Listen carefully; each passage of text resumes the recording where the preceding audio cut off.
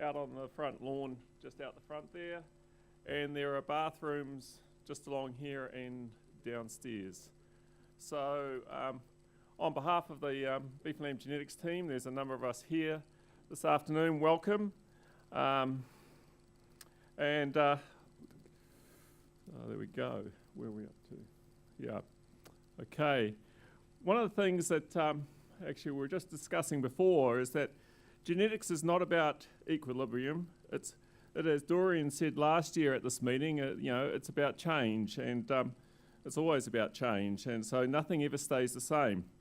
And BLG is about enabling stud breeders and commercial farmers like yourself to make the most profitable use of that genetic change, and events like this are important. I mean, what we're here to do is to help bring insights into your decisions and how you move your herds or your farming system forward.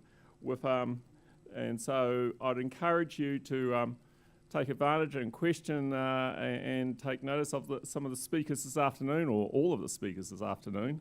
We've got a tremendous lineup, and these are the people who actually advise us on what we do in our program.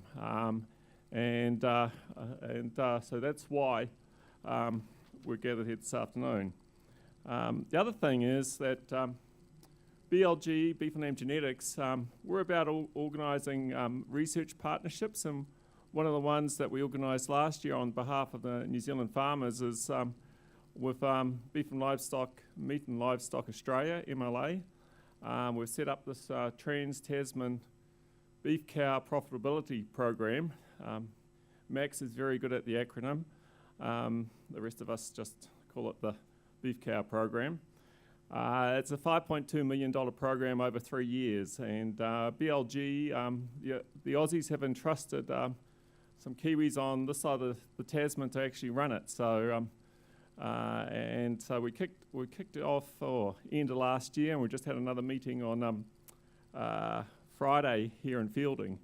What it does is it leverages the resources that we have, the maternal cow project that is now being led by Professor Dorian Garrick, the beef progeny test, which Dr. Jason Archer, who's going to talk this afternoon, leads, and with resources in Australia, the sire benchmarking program, Wayne Pitchford's Black Baldy project out of Adelaide University, and the Australian Hereford progeny test. So, I mean, from our point of view, we've already leveraged your levy money to get money through the taxpayer, and then we leveraged again, and this is a great project for New Zealand. Really, the main objectives is extension.